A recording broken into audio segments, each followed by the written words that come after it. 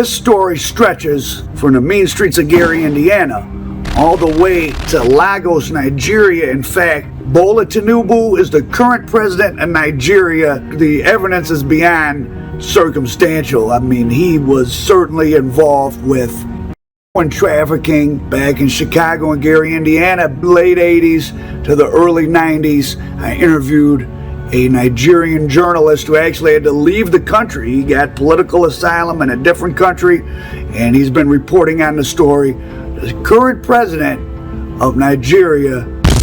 A man known as Jack Bobo on the street. Officials charge he made a bundle selling heroin smuggled into Chicago through a Nigerian connection. So we're going to jump right in and then backtrack. And slowly tell the story and introduce you. But this is such an explosive thing. The current president of Nigeria appears with a lot of circumstantial evidence to have been at the least laundering money for a heroin operation in the United States in the late 80s, circa 1990. And you're one of the journalists kind of at the forefront of this story, correct? Yes. And what's your name? David Undayan. This particular story, which you're interested in, I've kind of had an idea that there was something there for what I wasn't the first to report it. However, so I think before me, there was a platform called Sahara Reporters, a Nigerian platform. And there's a US platform called The Daily Beast, which had kind of tempted to take a stab at this thing, but it wasn't very well told. Right? It was. So you found some new documents, right? I mean, well, not so new because these. Well, you were the first one to kind of out some of these documents. Yes, basically. So, so the core of the case, which is the federal investigation in 1992 actually, which identified Bola Tinubu as a money launderer working for the heroin gang in Chicago. Those documents have actually been available for 30 plus years, I guess. But only one other platform had actually tried to get hold of them from the National Archives in the US. So I was able to get hold of them last year, 2022. And shortly after my story was published, then it sort of sparked a feeding frenzy back home. A bunch of other people wanted to get their hands on the document. So if you're in Chicago, if you go to I think it's the Northern District of Illinois, Eastern Division, the district courts, you can just pay the $35 filing fee, right, and you get the document now because it's in such high demand, basically. So in addition to that document, there were some other things I was able to take out. I was able to get hold of his real estate property transactions across the US. Which is very important because that ties a lot of stuff together. Yeah, which no one else had done at the time. And basically piece together different pieces of the story, which I guess different people had tried to tell at different times to sort of present the bigger picture that, hey, this isn't just a corrupt politician, which is like a normal thing around here, but this is someone who has a background in organized crime. Right? This is Pablo Escobar. So let me give the viewers a nutshell story, and then you can expand upon it. So Bola Tinubu goes to the U.S. in the 80s. He gets a college degree. He starts working as an accountant for maybe Mobile Exxon or something, Africa division, but he's in the U.S. He meets several other Nigerians, one of whom goes back to Nigeria, one stays in Chicago, and after several years, his name comes up in this indictment out of Gary, Indiana, for a large-scale street-level heroin trafficking, but they were getting large amounts. And Tinubu is tied to this guy by using bank accounts that are registered to the same addresses. Him and the guy's girlfriend or wife had another bank account together. They might have bought some property together. And there was about $1.2 million or $1.8 million that he can't account for that went through his accounts. and he didn't get indicted, but he was already gone to Nigeria, and they seized his money. And for those that don't know, the U.S. government, taking someone's money is fine too, especially if they're in another continent. At the time, Nigeria probably wasn't going to extradite him anyways. So they cut a deal with him, and they said, well, we'll keep $4.5 million. We'll give you whatever, 800,000 back.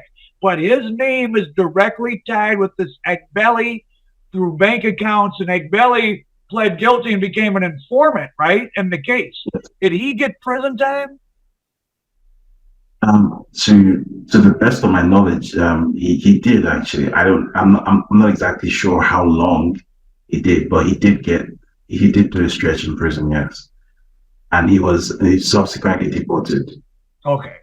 So I guess I gave it to him in a nutshell. What would you like to, how would you like to expound upon it? So, basically my he's the president. Just to reiterate to people watching, this guy's the president of Nigeria right now. Well, so I mean, I guess where the story really gets interesting is so starting from last year when I decided to tell this story, after telling the initial story, some other new developments came up. So something else which had been a bone of contention for a long time was what the background that he claimed to have had. So he always claimed to have worked at Deloitte, the consulting firm Deloitte, where he claimed that he was paid a bonus of $1.2 million, which is mathematically impossible. So he claimed to have worked at Deloitte. He claimed to have attended when he first became governor of Lagos State in 1999. He claimed that he attended the University of Chicago. When an attempt was made to verify this, University of Chicago immediately disowned him. He said, "You don't know this person." Did he go to any university? So then he claimed that, no, sorry, I made a mistake. He wasn't actually the University of Chicago. It was Chicago State University. That was his story. Big difference. Yeah.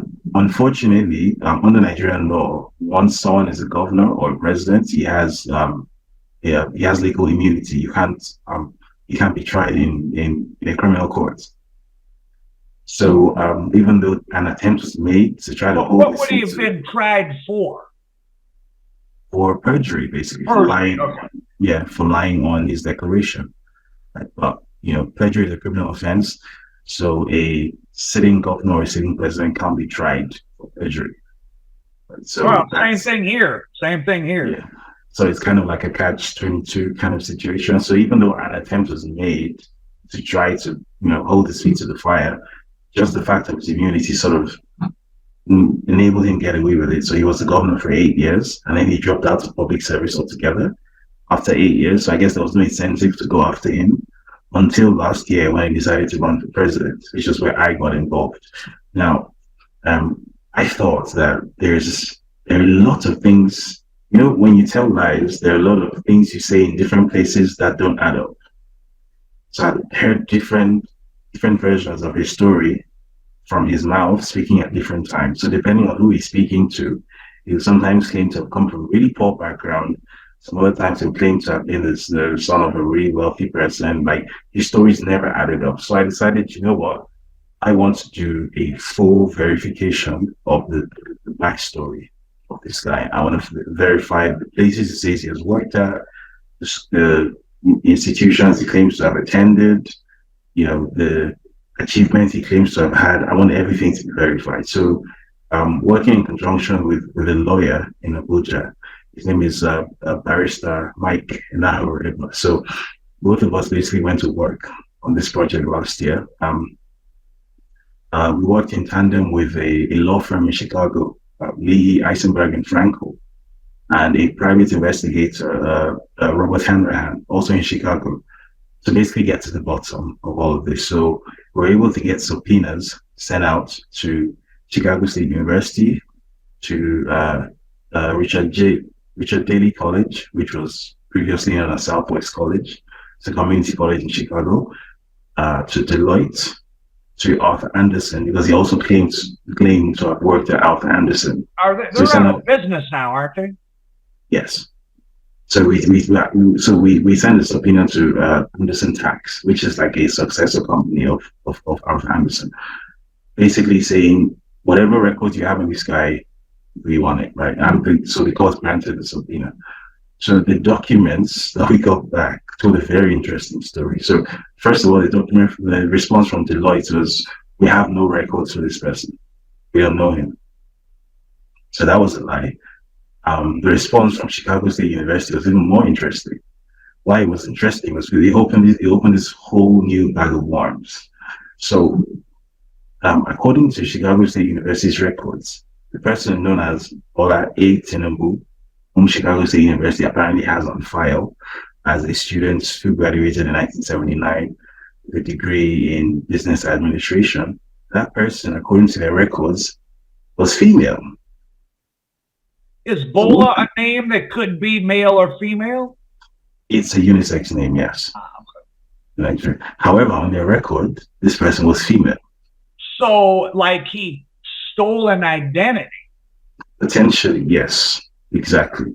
And there are several discrepancies. So the date of birth of the person that Chicago State University has on file is a different date of birth to his own stated, declared date of birth. There's a 2-year discrepancy between both of them.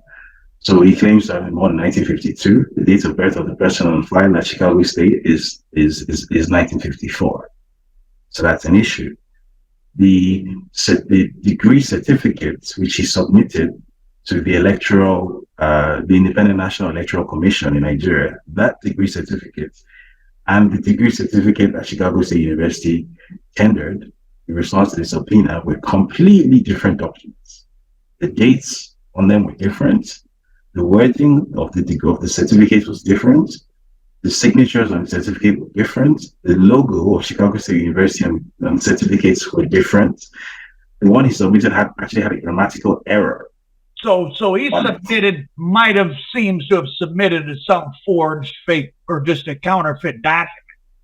It's not might have. He submitted a forgery, and this recently was actually established in court because So after the election, which he supposedly won, one of the challenger who officially supposedly won. You think that's even in doubt? Oh, absolutely, yes. Oh, so that's yet another story. Okay, I'm sorry. Yeah. So the contender who apparently came second is actually in court in Chicago right now, trying to get the court to issue a secondary subpoena to Chicago State University to release everything they have on this guy. And I think there was a hearing last week, and in the course of the hearing, the lawyer who was representing Chicago State University was asked point blank that this certificate, which this person submitted to the Electoral Commission in Nigeria, can you authenticate the certificate? And he said, no, you cannot authenticate it. So that tells you everything you need to know. So this person submitted a forgery to the Electoral Commission. So on its own, that constitutes some of the most serious perjury you can imagine on its own. Yeah, so you're lying about who you are and your education. Exactly. So is he even Bola Tinubu? Again, that's a question, right? Because a very popular theory back home is that that's an identity that he adopted.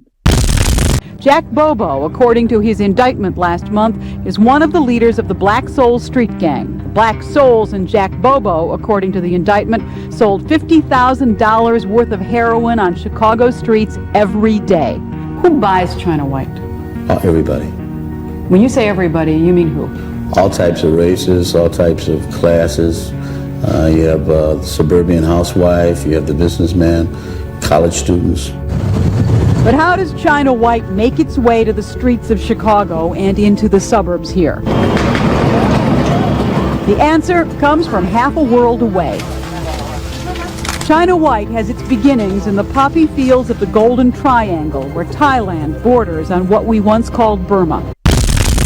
The delivery system, according to Don Perone of the DEA in Thailand, is made up of Nigerian drug runners. Nobody was going to predict that we were going to have what appears to be the equivalent to a Yukon gold rush of West Africans coming to Thailand to to score drugs and bring them on into the United States. But that's what we have. That's exactly what we have. You're seeing the results of it in Chicago. A case in point is this man. Remy Baker, according to federal officials and Chicago police, is high on the ladder of international Nigerian drug runners. And Baker is accused of having a direct link to Jack Bobo and the Black Souls of Chicago. Well, and for those listening who, I mean, everyone knows what Nigeria is, but just so people realize, Sub-Saharan Africa has been the fastest growing economic zone in the world since the year 2000, faster than China. Nigeria is the largest country in Sub-Saharan Africa. Nigeria has tremendous oil resources. Nigeria is a country that has, well, in the United States, Nigerians obtain doctorates at a higher rate than the white population. In England, Nigeria is poised to be one of the more important countries as we get later into the 21st century. It's already has lots of Nigerian people, first generation, or people who go back and forth that are in prominent positions, especially in England, but also in the United States and other countries. So Nigeria is not just a name on a map. Nigeria is an important country. Nigeria is also a country that possibly could have some civil unrest due to internal political things it has in the near past. So this isn't just, some dictator in a small country. For the, I've come to realize how little a lot of people know about geography. But so this is the president of an important country now, and a country that's going to be increasingly important with every passing day. Possibly he's not even under his right name, even before we get to the heroin dealing and all that. So that makes you think, was he sent, as part of a crew to go over and establish themselves and get ready for heroin dealing? Or do you think he was just there and he got mixed up with them? Do you know anything about that, the deeper criminal side of it? So the only thing we do know is that he has lied about everything. So it's actually very difficult to establish exactly prior to his arrival in the US, exactly what the extent of his involvement in the underworld, right? You hear a lot of whispers. But one of the problems with Nigeria is that up until maybe 2003, 2004, there was basically no internet. So anything that happened, so anything that happened prior to that, a lot of what happened prior to that time is just lost forever. It's not recorded anywhere. It's not even in paper documents, not really. Yeah, a lot of it is just lost forever. So and it's a huge, sprawling country with different regional governments. Exactly. So you hear whispers, you hear allegations, you hear lots of things. But obviously, as a journalist, what you need is documented evidence, facts, right? So there are lots of theories swirling around, and there are lots of things, but these things are very difficult to authenticate. But what we do know for a fact is he was deeply, intimately involved in the heroin trade in Chicago. And even after returning to Nigeria, there has been a constant swirl of that same controversy around him. So presently in Nigeria, there's a brewing drug epidemic. Now, why that is such a problem is that historically, Nigeria has been a transit point. Yes, but when drugs sit in a country, eventually they're sitting there, people start using them. Yeah, and the issue is that these are, for lack of a better expression, these are rich people's drugs. Nigeria is way too poor. Yeah. So they're having people who are addicted to cocaine and heroin, right? But that is now a thing. Crystal meth is now a big problem in Nigeria. Are they making the crystal meth there, or is that coming from Mexico? They're actually making because it's easy to get the precursor chemicals. There's so much Chinese ties to Nigeria that they're probably getting the precursor straight from China, right? Yeah. So basically, the issue now is the questions are being asked that how on earth is it that it is so easy to move drugs into and out of Nigeria through Nigeria? There's pretty much no, officially there's a Nigerian version of the DEA. We call it the NDLEA, but it's almost a powerless institution, right? I think one of the more ridiculous things that we've seen was an anti-drug ambassador being appointed by the NDLEA, and this person is a well-known stoner, and I'm being generous by referring to him as a stoner because he probably does, you know, He's a harder drug stuff user. than that. Yeah. Yeah, he's a musician, so you can imagine like the DEA appointing Wiz Khalifa as a as Right. an anti-drug Right. ambassador, or Charlie Sheen. Imagine how stupid that would be. But that's the community what we've done. So that's the atmosphere in Nigeria right now. And questions are being asked that What how on earth is that a pretty big? Are most people aware of that in Nigeria, or only in a country where you have a fair amount of people that are middle class and have money, but a lot of people struggling just to live? What's the interest level from the population in in the drug scandal generally, and in Bola Tinubu generally, drug ties? A lot or a little? there is a lot of interest, primarily because especially the middle classes particularly are terrified of basically being viewed in the way that Colombia came to be viewed, as a narco state, because that comes with real consequences. Absolutely. Already traveling with a Nigerian passport is already sort of like an extreme sport already. Yeah, you're getting a visa with a Nigerian passport to travel to the US or to Europe is already a really big problem. Is that new? It's gotten harder more recently. It's always been pretty hard, but with the potential of being labeled as a narco state, it could get even exponentially harder, which a lot of people are terrified of. Which would impede Nigeria's economic growth, obviously. Exactly. And like Guinea-Bissau is already a total narco state. Are you familiar with the Kinahan family? That sounds Irish. Yeah, so they're all wanted. There's the father and three sons. They each have a $5 million bounty on them. They were hiding out in Dubai. They're the biggest cocaine cartel in Europe. And supposedly the father might be hiding in Mozambique right now.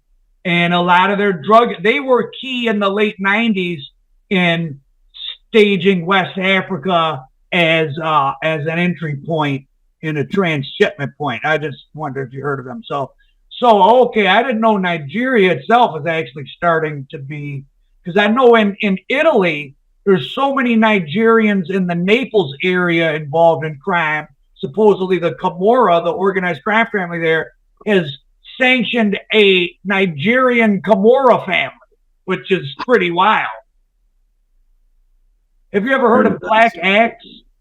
Yes, very, very much so. So it's what locally we refer to it as a cult. Now, how we use the term cult in Nigeria is kind of different how it's used in the US. So in the US, the word cult has like religious connotations.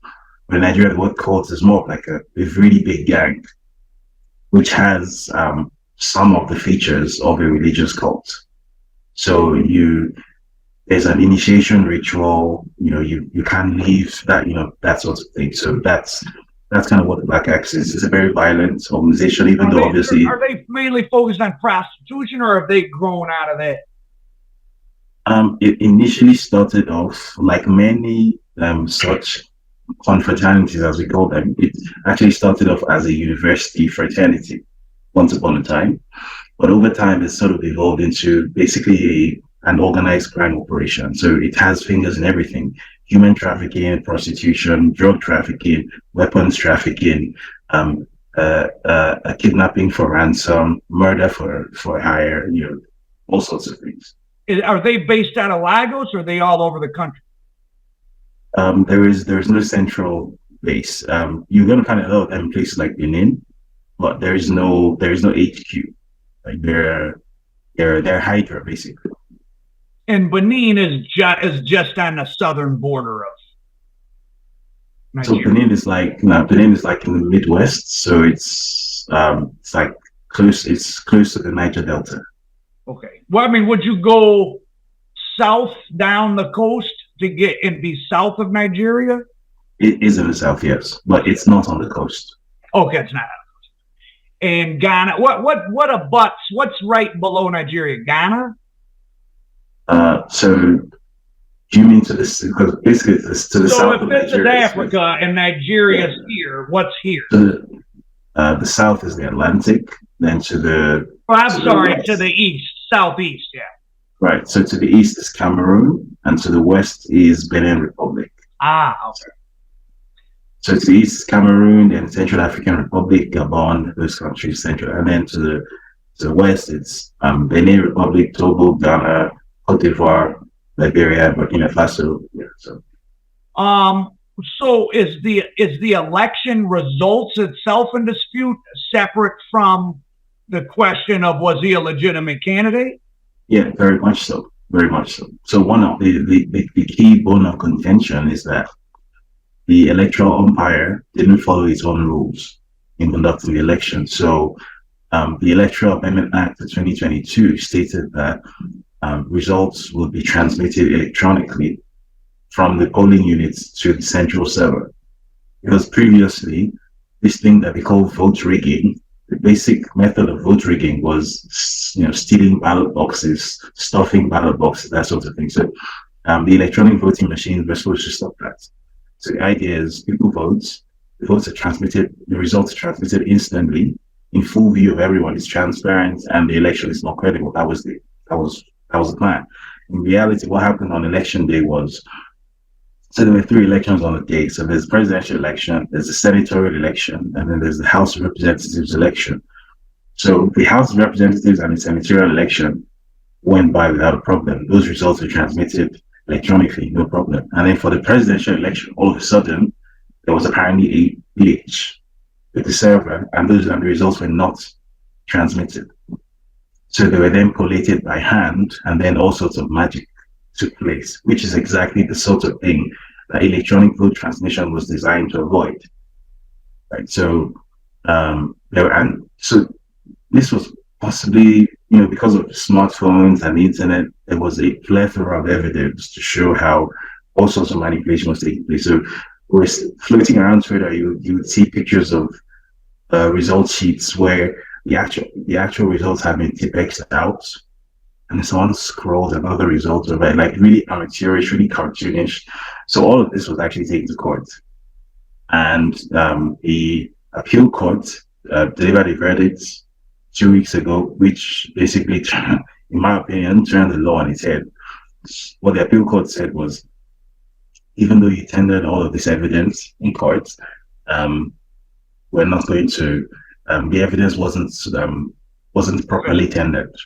So basically, on the basis of a technicality, we're not gonna answer this case, basically. So, and that's a very common thing in Nigeria. Cases are very rarely heard on their merit. They're usually heard on the basis of some technicality or the other. So, for example, with regard to the disqualification of Tinubu as a candidate, which was also in contention, one of the strongest cases was actually the fact that he didn't declare that he had additional citizenship. So under electoral law in Nigeria, first of all, if you have dual citizenship, you're not actually allowed to run for president. Where is his other citizenship? The U.S.? Yeah, Guinea. Oh, Guinea. Okay. Yeah. So is that a weird place for him to have a dual citizenship? Really weird. Really weird. And that is a narco state. It is, and what made it even weirder is that the passport he holds apparently is a diplomatic passport. So that's just. Oh, I mean, it almost sounds. I mean, if you want to spin the tale out, I mean, you could be plausible that he's been a part of a cog in some very large criminal operation for a long time, and now they've gotten him to be the president. So all of this was put before the courts, and the court said, "Oh yes, even if he has alternative citizenship, the evidence that he has this additional citizenship wasn't submitted a certain way, so it's been struck out." Yeah. So the Supreme Court has no remedy. So the legal infrastructure is fairly weak. Yeah, I mean, so that was the appeal court. So it's going to the Supreme Court now, but the outcome is not going to be any different because that's how Nigerian judges behave. The Nigerian judiciary is not independent. That's just the reality. So it's not going to be any different. How long is the presidential term? 4 years? 4 years, yeah. So it looks like you'll probably have him for 3 more years, right? Assuming something doesn't happen, because bear in mind that this is sub-Saharan Africa. So yes, I think this is the longest period in Nigeria's history without a military coup.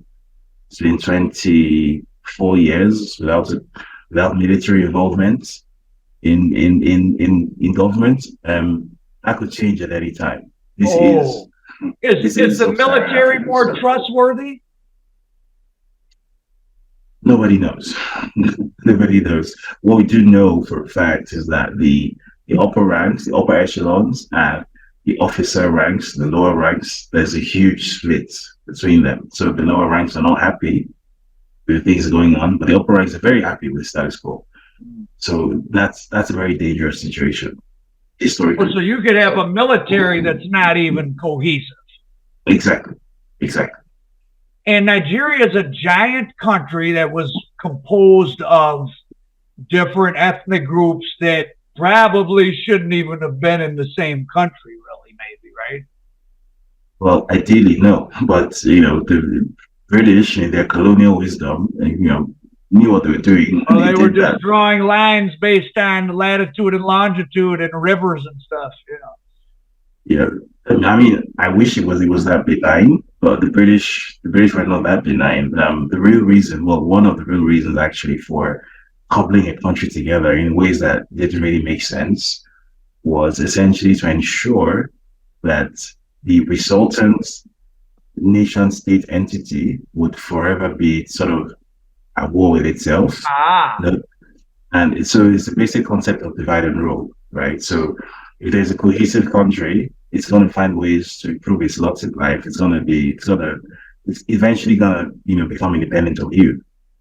But if it's, half of the country is sort of, broadly speaking, west facing, socially liberal, it's looking for economic, and then the other half of the country is like, facing toward the Middle East.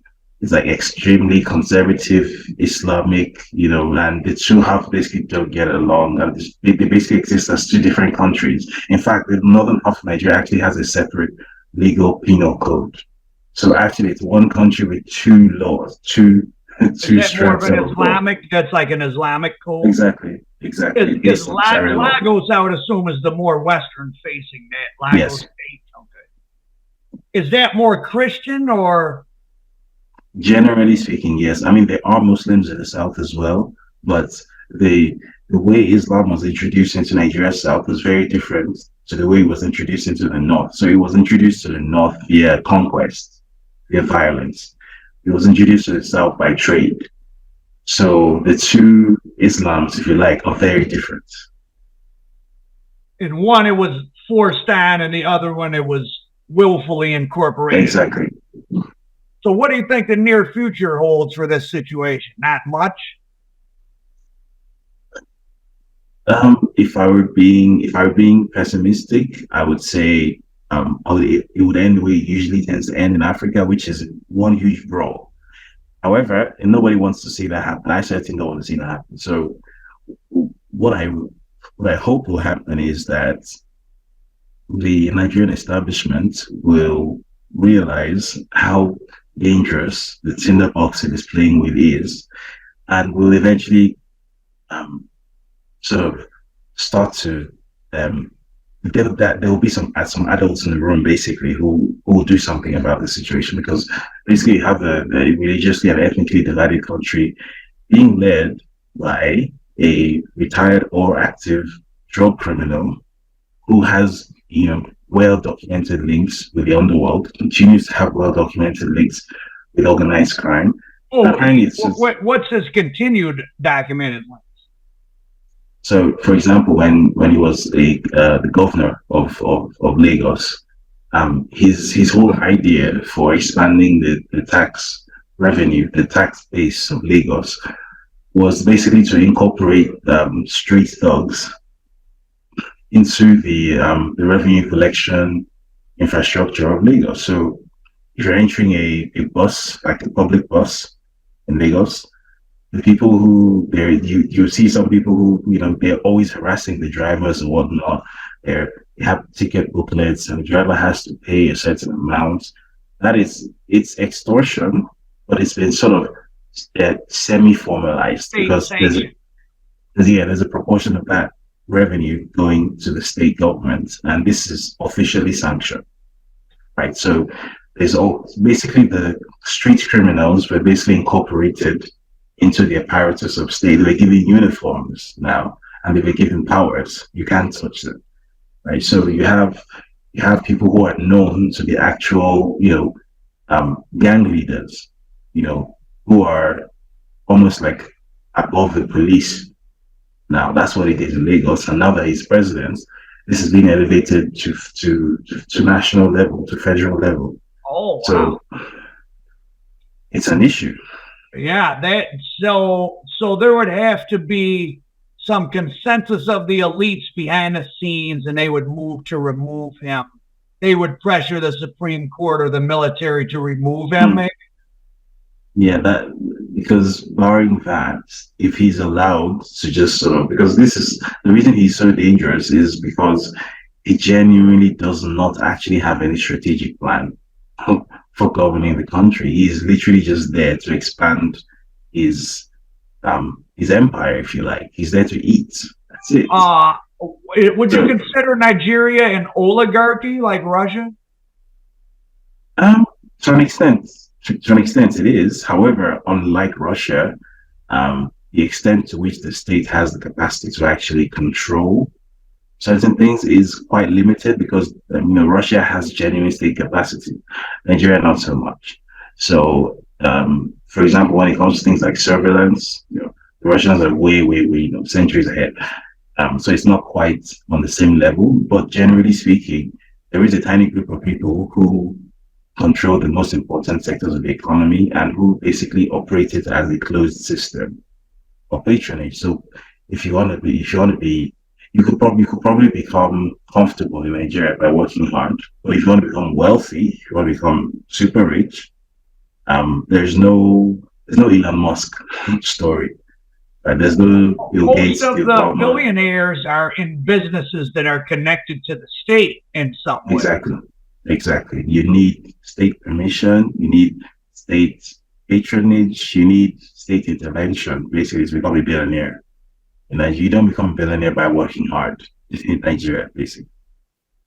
Wow. Okay. That's a great overview. And I'm going to work on this and put together a story, and I'll send it to you. And I'd like to keep our relationship going. We can talk about some more stuff. So I'll keep up with your Substack. Tell them where they can get in touch with you. So you can, my platform is westafricaweekly.substack.com. My Twitter handle is at David Dane, which is also my Instagram handle and my Facebook handle as well. My website is daviddane.com. The one thing I should have mentioned, which is a very important thing, which you may not be aware of, I'm going to share a link with you, is shortly after the election. So in the process of putting the story together, I sent FOIAs to the DEA, IRS, FBI, and they had initially told me that due to privacy concerns, they're not going to release this information. Now, after the election, which he apparently won, he was obviously no longer a private individual. He's a public official now. So basically, in conjunction with a guy called HairRon who runs a website called plainsights.org, we sent FOIAs again, and they rejected the FOIAs again, and so we went to court. So we sued 6 different U.S. government agencies, the DEA, IRS, the FBI, the State Department, U.S. attorneys, and the CIA, because there were whispers that potentially he was a U.S. foreign intelligence asset. Yeah. So and kind of unexpectedly we won. So I think this was September 11, the most recent filing in court. All 6 agencies said that they're going to. Oh, you mean like two weeks ago? Yeah. So all six agencies made a filing in court that they're going to release the documents they have on him. The FBI specifically said that they have identified 2,500 pages of relevant material. So which leads me to question, what on earth has this guy been up to that his FBI file is 2,500 pages? That would be very interesting. Lot more than just laundering $1 million. Exactly. So they said by the end of October they're gonna release it at a rate of 500 pages a month, starting before the end of October. And where are you kind of laying low, or where are you at? I am laying low. Yes. Okay, so you don't want to say where you're at, but would you feel a little uncomfortable being in Nigeria? Uncomfortable because I'm actually under political asylum. So I actually fled Nigeria in 2020. Oh, wow, I didn't know that. Okay, wow, so you entered a different country under political asylum because of other work, or this work, or all your work? My work in general, because I tend to be that guy who takes on the stories that no one else wants to touch, really. Wow, I bet. So when did you get involved? Well, let's get into your background, because you have a quite impressive background. Like what's your background? Okay, so do you mean my background in journalism in terms of the stories that your personal background? Right. Okay. So I guess I started off in investigative journalism in 2019, thereabouts. So I've been in and around the journalism space since 2015, but I started sort of hardcore investigative journalism back in 2019. I was working with a platform called NewswireNGR.com, and I was there between like August 2019 and like May 2021. In 2021, I was one of the 12 people selected to be part of the Substack local program. I don't know if you've heard of Substack. Yeah, I use it all. That's where I read your article, and I have some other journalist friends that are on it. Yeah, so there was a fellowship called Substack Local, like a funding program, which 12 writers and journalists from around the world were chosen. And I was one of the 12. I was the only one from Africa who was chosen. So very impressive. So my Substack newsletter, which is called West Africa Weekly, that became sort of my signature platform. That's where my long form investigative work goes. I've done a bunch of other work. I've been on CNN. I've been on Al Jazeera. I've been on the Africa Report. I used to work with Channels TV, which is a local TV station back home in Nigeria.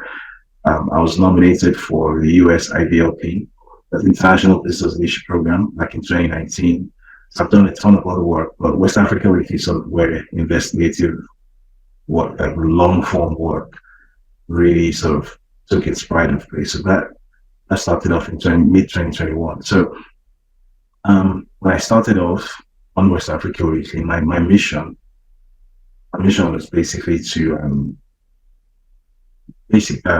go after the Nigerian system in a way that no one else had ever done before, because I felt that the practice of journalism was pretty stale, was pretty staged, in Nigeria, and I thought I could do better, basically. So I thought that this would be the platform which would be a sort of the conceptual love child of Zero Hedge, Vice, just basically rock and roll, like heavy metal journalism, if there's such a thing. That was the idea behind West Africa Weekly. So I sort of consciously made it my brand to go after the stories that no one else likes to touch, like basically stories everyone else is afraid of, the forbidden stories, if you like. So stories about people's backgrounds, powerful people's backgrounds, which they would like to remain hidden. Stories about people linked to terror, stories about very deep-seated government corruption, that sort of thing. So that's pretty much what I've been doing since 2021 now. Okay, so I'll get all your info put on this, and we'll get this posted here later this week, and we appreciate your time. Thank you very much. Thank you. Bye. All right then.